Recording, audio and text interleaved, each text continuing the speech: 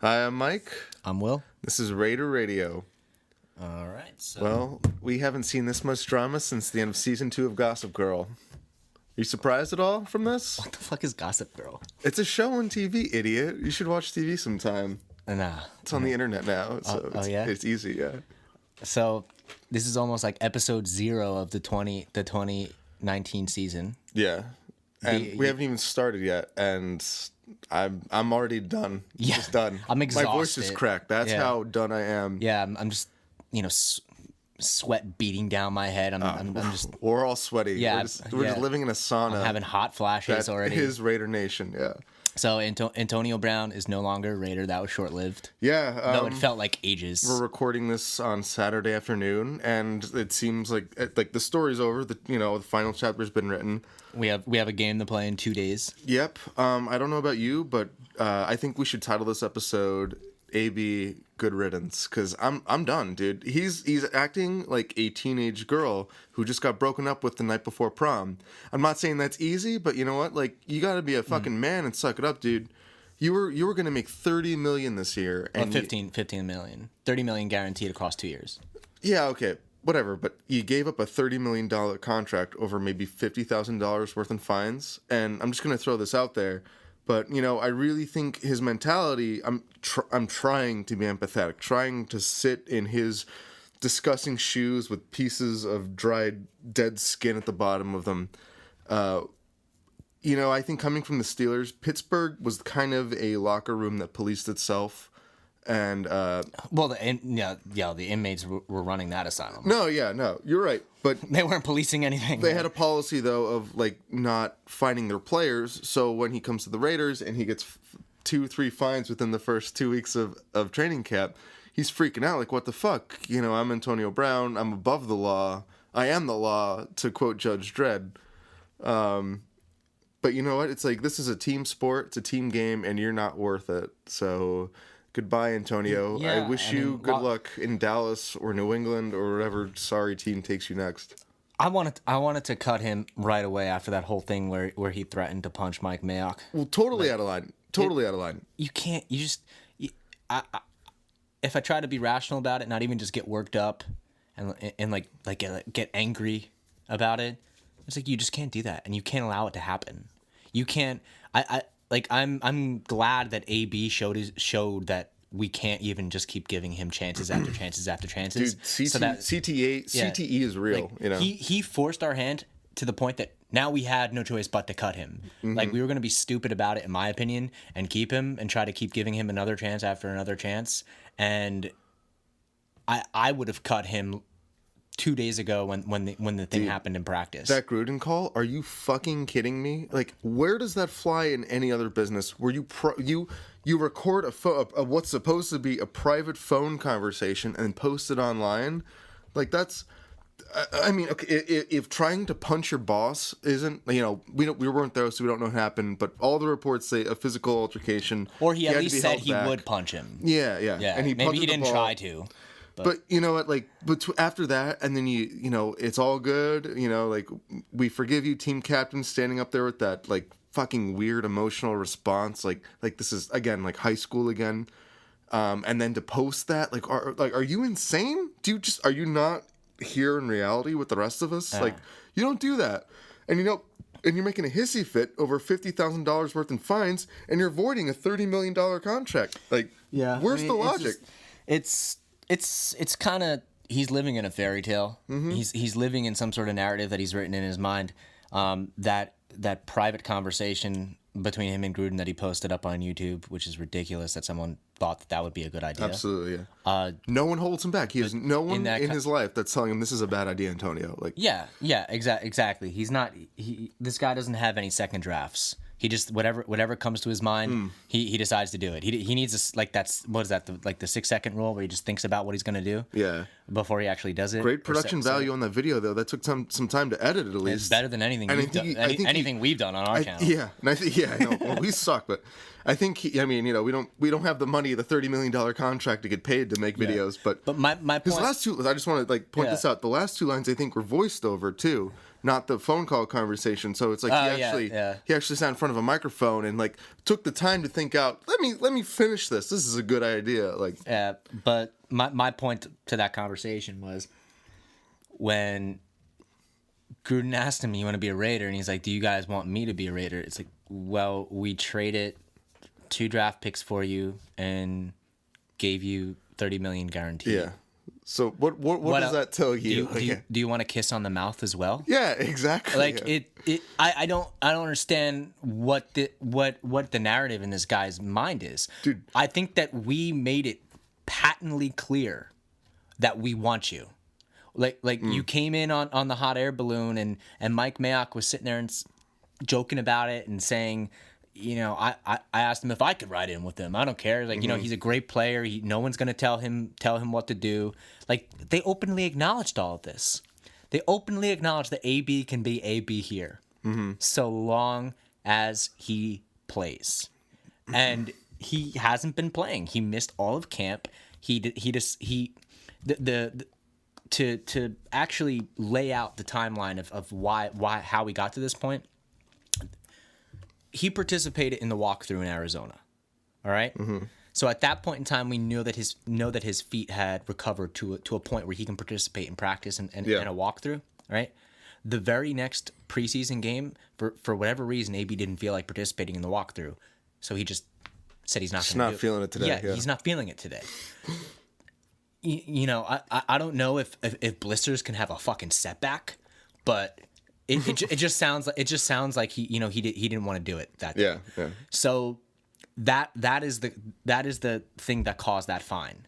That and in that sense, how you going to fault the Raiders for fining him when 53 other guys in that locker room at that point, actually 90 guys in the locker room, all saw him participate in last week's walkthrough, and all see him running full speed and cutting. And then next week, AB just decides not to. Yeah. You know, dude, all those guys are working too. You know what I mean? All those guys are on contracts. They're keeping their mouths shut. They're all working hard. Dude, how are you better than them? You know what I mean? Just come to practice, man. Yeah. Like it's crazy. Listen, so he lost. Also, I'm not saying like how are you better than them. Like obviously we know fucking Antonio Brown's a better wide receiver than fucking Hunter Renfrow, right? But as a human being, you know what I mean? How shitty it is of a thing to say. Exactly. Yeah. He's talking in that phone conversation with Gruden about how I'm not just a player, I'm a real person. Yeah, I don't know what else you want us to do. Yeah, there's 52 other real people in the locker room. Yeah. Like, how do you think that have feelings? Yeah, how do you think that they feel about you? Families. Trivializing, you know, their effort, their time. Yeah. So Mayock, rightfully so, sent him the fine for that. You know, I'm skeptical if we would even have collected the fine unless Antonio Brown did the next thing in the timeline, which is posted on Instagram. You know, if you just kept that shit in house, who fucking knows if they even collect? They just need a paper trail for if you go nuclear. Yeah. Which you did. Yeah. That's all that fine was. It was basically saying, listen, dude, you're obviously kind of.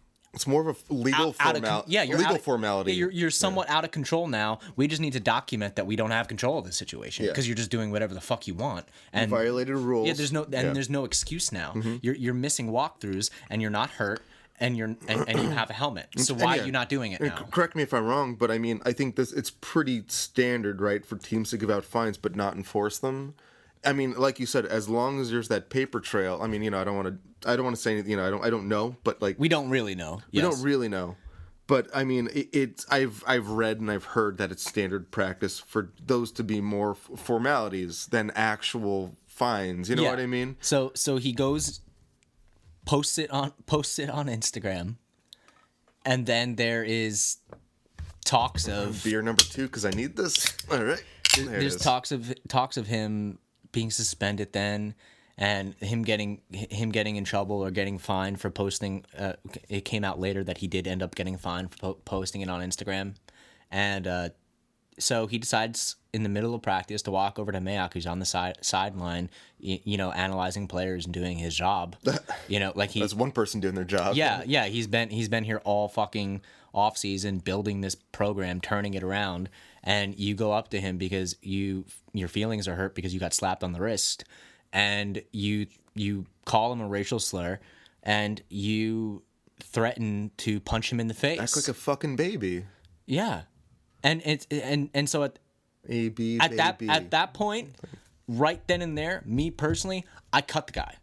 I cut him under the pretense of conduct detrimental to the club. He threatened physical assault against a high-ranking, the guy right under the owner, staff member. Yeah, he's right there with Gruden and Mark Davis. But the Raiders don't want to come off as those blowhard assholes like every other organization. Which he put Gruden in such a shitty position too, like between a rock. What is that? A rock and a hard place. Yeah, because a rock and a cock or something like that. Well, yeah, rock and a cock. That's exactly how that's exactly how that phrase goes, Mike. I believe so. But he put him in a hard place because Gruden didn't want to seem like everything was just surface level. Yeah, I like you. He's like, no, I genuinely like you, and I mean what I say when I think you're misunderstood. Well, he's an offensive guy. He wants his toys, But he's actually sympathizing with this guy. He's actually trying to being a coach, because a part of your job as a coach is to help the people that wear the jerseys. Just a good person. Yeah, he's trying to put himself in his shoes. I believe rather than just being a dictator and saying no, you get in line. I agree. I think that was sincere. Like him, just like, hey, AB, you're a misunderstood person. I think he's right. Because, AB, like, these concerns come from, like, the feet thing was a freak thing, all right? The helmet thing, like, he wants to protect his head, and I get it, blah, blah, blah, blah, blah. There are other things, like missing practices that are hard to fucking explain. But, they come from a place of wanting to protect your physical health, and I think Gruden probably saw that angle, you know what I mean? And getting to know the guy in real life, he probably, Yeah, and Gruden kind of probably thought this is something that you have to deal with when you have someone whose brand and whose career at this point has become massive. Yeah. This is dealing with someone who's the head of his own company, essentially, and the Antonio Brown company. Yeah. And so tried to give him another chance. They came out. They said, dude, the Raiders did nothing wrong. Did everything they could. We're not going to suspend him. They had him come out into the locker room and apologize in front of everybody. Have the players talk about how they felt about the situation. AB talk about how he felt about the situation. They tried to be as good at promoting peace and cohesion from a locker room standpoint as anybody else. They put up with a lot. Yeah, but they also didn't want to just put AB above everybody else. Mm-hmm. It was an open discussion, an open dialogue. It's a 52-man roster, Yeah, so the entire locker room sat there and talked about it and hashed it out, and apologies were given. Captain's standing next to him. Yeah, exactly. Like, he's with us, and then the guy just fucking turns around and posts that video. Yeah. What are you thinking?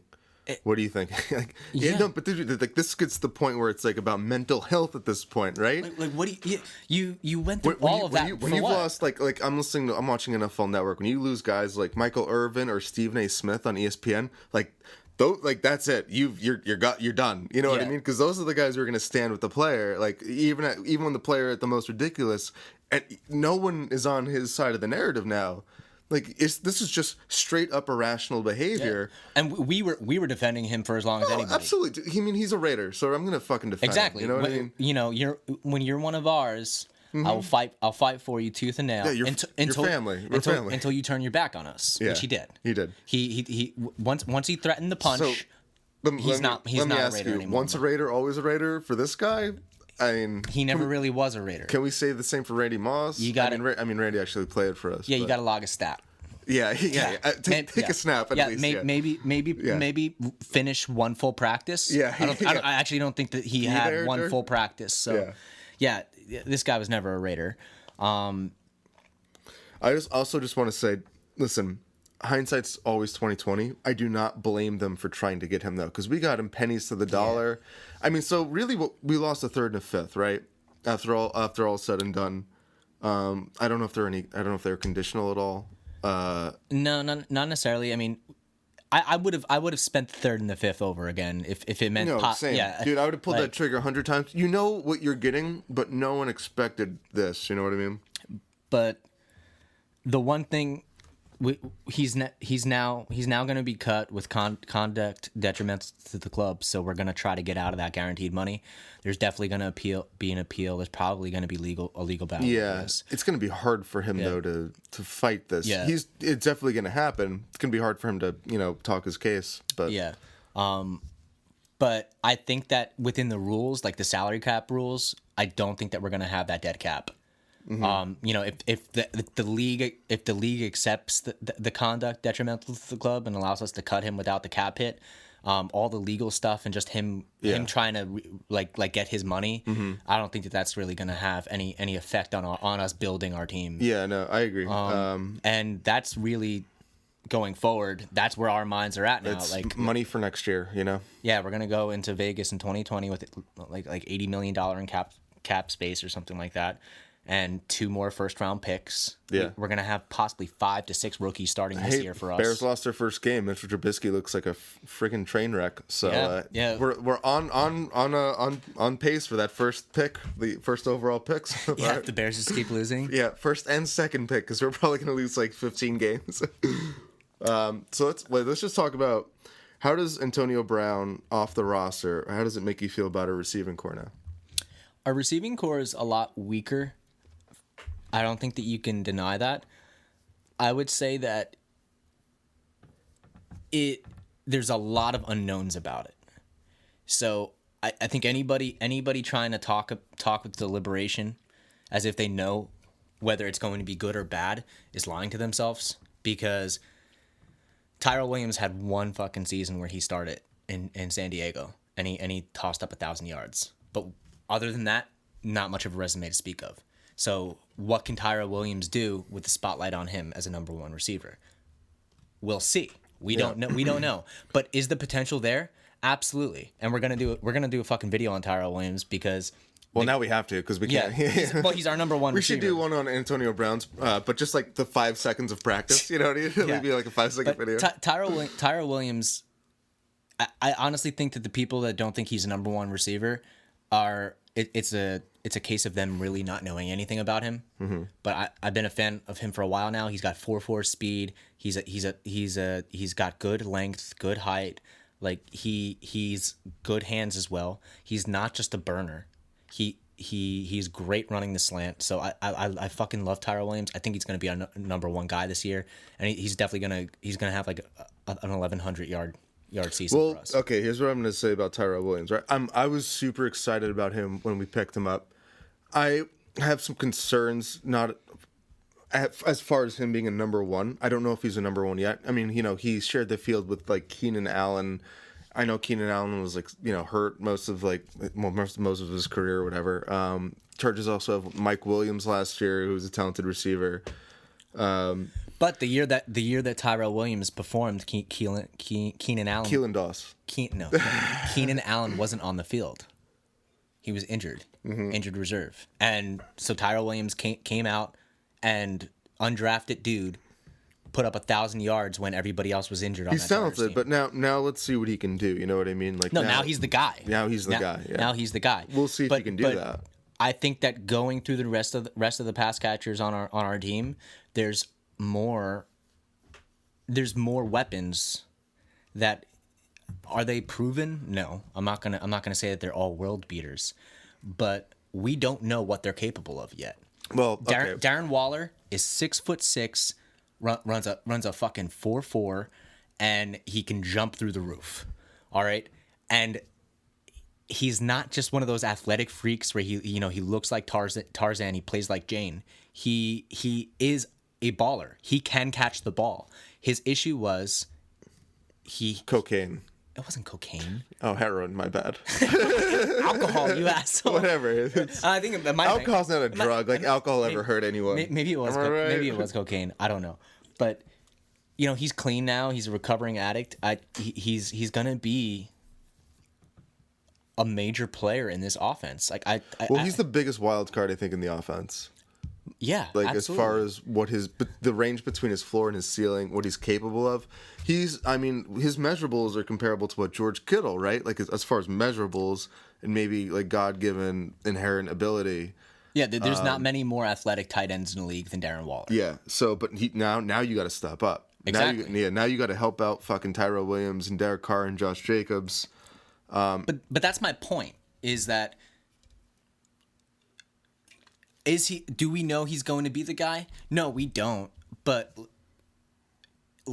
it's not like a couple of years ago where we had no guy, we didn't know who was a guy, and there's no one on the roster that had the prospect or the potential to actually get there. Darren Waller has that potential.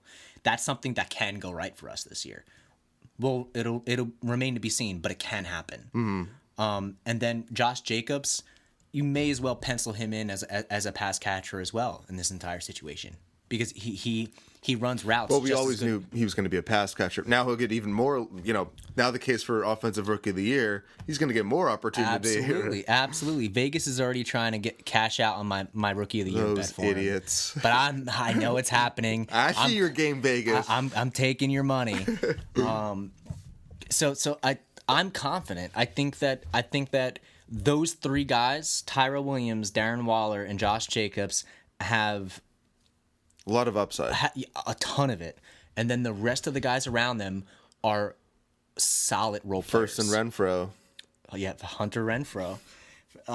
He's going to be a great role player. Yeah. And he's going to convert third downs for us.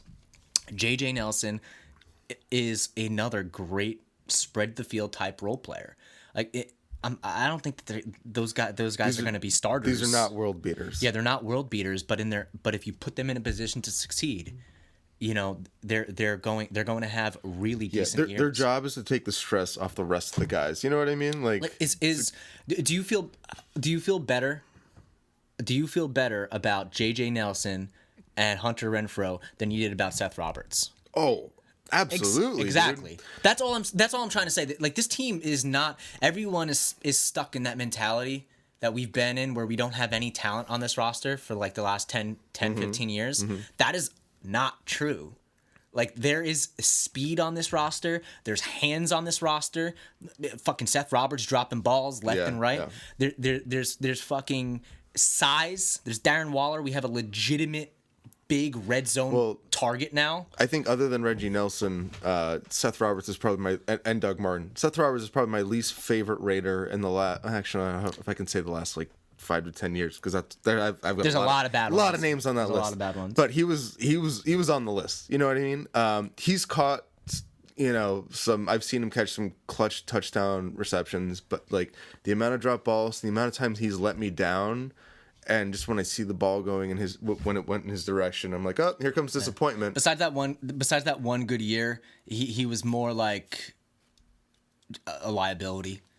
That everybody would lie to themselves and say, oh, but remember that one good year where he caught touchdowns? Yeah. I think he's a borderline practice squad player on most rosters. Mm-hmm. And now we have guys that at least if JJ Nelson catches 3 or 4 bombs, totally worth it. You know what I mean? So, and we're not drinking Kool-Aid here. In that, I mean, a little bit. We are Kool-Aid. We are. We spiked it a little bit. It's the fat-free kind though. Yeah. So, with Antonio Brown, I did not think that we were serious, like deep playoff run contenders. I thought that we were a fringe playoff team maybe with Antonio Brown. Same. And this year was never about winning it all and going for broke and thinking that we actually had a legitimate chance at anything. No, that's next year. Yeah. This year we have 5, possibly 6 rookies at some point in this year are going to start for the Raiders. It's another developmental year. Yeah. But finally, we have guys with potential to develop. Yeah. We have several second-year players that are going to be stepping up. Maurice Hurst can only possibly get better. Third-year player, or is it 3 years now or 4 for Garyon Conley? I can't even remember. I think it's 3. Yeah, but there's young talent all across the roster that has to take a step forward. That if we were going to be that fringe playoff team, even with Antonio Brown, these guys still had to step up. Well, he wasn't on our schedule, right? That the 2 years that we would have had him, he wasn't. By the time all these young players that we have now get to their primes or to be the point good enough where they help us contend, that's probably after Antonio Brown's timeline. He was there to sell season tickets for Vegas. That's it. You know That's what? it. Like he was not going to win us a Super Bowl. He was not going to win us even playoff games. Probably he was a guy that was going to raise our floor for a little bit. Let me throw this out there though. You know what Antonio Brown was? He was an investment in Derek Carr, because at the end of the day, this is all about Derek Carr and his ability and what he does on the field. Because are we going to be drafting a quarterback next year or not? And that's really what, they spent all this money on Trent Brown. They went out and got Antonio Brown, the two Browns. What can Brown do for you? For Derek Carr. Because that's the question that needs to be answered. Is he our future quarterback? And now it's not a. I don't think AB changes that. I think AB would have helped it, but at the same time, you started listing all the other fucking moves that we still did in order to help Derek Carr out. You went out. You got the best tackle available in free agency. You got Richie Incognito. You got a first round running back in Josh Jacobs, and the top wide receiver in free agency as well. Regardless, because Tyrell Williams was the top wide receiver in free agency. They made a lot of moves, all to help out Derek Carr. And there are no, but when we had Antonio, it was like, now there's definitely no excuses. Now it's a thinner receiving group, but there's still no excuses for him. He still needs to go out there and win games. I think we will. I don't know. I honestly think it's a tough year. I think our ceiling was 8-8 with Antonio. Now I have us more like 6-10. To be realistic about it, like I think Antonio gets you at least 2 solid games. I think that my predictions are just a game off from you.